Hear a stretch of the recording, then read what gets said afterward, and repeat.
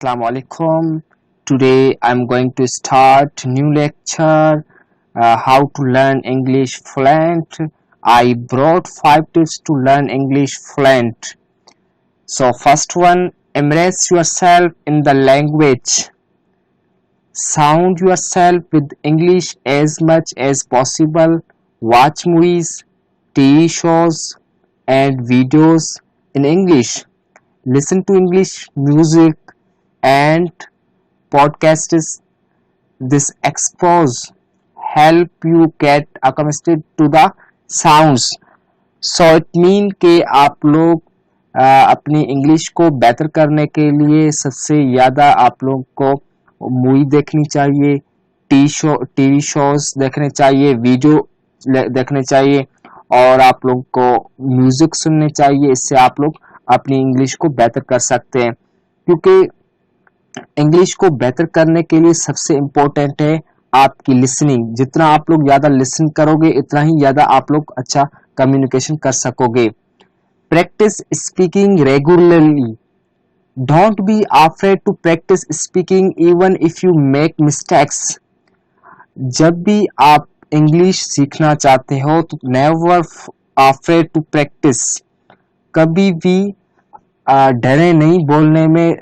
सबसे पहले आप मिस्टेक्स कर सकते हैं, बहुत सारी मिस्टेक्स होती है, लेकिन वक्तन फौक्तन इंग्लिश को बेहतर कर सकते हैं। तो जितना ज्यादा प्रैक्टिस करेंगे उतना ही ज्यादा लर्न कर सकते हैं। मिसाल के तौर पर ज्वाइन इंग्लिश स्पीकिंग ग्रुप्स। हमें ज्यादा से ज्यादा ग्रुप्स ज्वाइन करने चाहिए, क्योंकि लोगों के साथ कम्युनिकेशन करने के लिए, और हम एक दूसरे के साथ जितना ज्यादा कम्युनिकेट करेंगे उतना ही ज्यादा हम इंग्लिश को सीख सकते हैं। The more you speak the more confident you will become. जितना ज्यादा हम स्पीक करेंगे इतना ही ज्यादा हम अपने कॉन्फिडेंट को बिल्डअप कर सकते हैं। फॉर एग्जांपल, हम स्पीकिंग करने से डरते हैं, लोगों के सामने इंग्लिश में बात नहीं कर सकते, तब आपके कम चांसेस हैं इंग्लिश सीखने के। इवन दो जब आप लोग जितना ज्यादा प्रैक्टिस करते हैं कम्युनिकेशन में, कोई भी फियर नहीं है, लोगों के सामने आसानी के साथ बात कर सकते हैं, तब आपके मोस्टली चांसेस होते हैं इंग्लिश में कम्युनिकेशन करने के। रीड एक्सटेंसली। मीन सबसे इम्पोर्टेंट ये है कि हमें ज्यादा से ज्यादा बुक रीड करने चाहिए। जितना ज्यादा हम बुक रीड करेंगे उतनी ही ज्यादा हम अपनी इंग्लिश को इम्प्रूवमेंट कर सकते हैं, क्योंकि आर्टिकल्स हो गए, ब्लॉग्स हो गए, इंग्लिश वेरियस टॉपिक्स हो गए, इससे हम अपनी वोकेबुलरी को बिल्डअप कर सकते हैं। क्योंकि जितना रीडिंग करेंगे उतनी ही हमारे पास वोकेबुलरी आएंगे और हमारे पास डिफरेंट काइंड ऑफ स्ट्रक्चर्स आएंगे। अगर हम रीडिंग नहीं करते तब भी कम चांसेस होते हैं अपनी इंग्लिश को बेहतर करने के लिए, क्योंकि रीडिंग से आप लोग की जो राइटिंग है वो बेहतर हो सकती है। जितना आप रीडर मोस्टली वो राइटर होते हैं, तो जितना हम रीडिंग करेंगे अपनी वोकेबुलरी को बिल्डअप करेंगे। जब आपके पास वोकेबुलरी नहीं होगी तो तब आपके कम चांसेस होते हैं कम्युनिकेशन करने के लिए। तो कम्युनिकेशन के लिए आपकी वोकेबुलरी भी होना बहुत जरूरी है।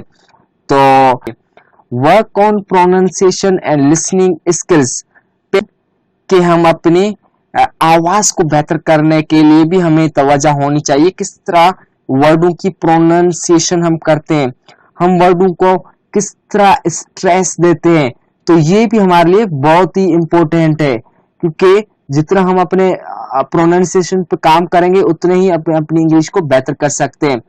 तो हमें चाहिए हम अपने प्रोनाउंसिएशन पे भी काम करना चाहिए। इसी तरह हम आगे चलते हैं। Keep a language journal. Maintain a journal to record new words, phrases and expression you learn. Review the journal regularly to revise and retain what you learned.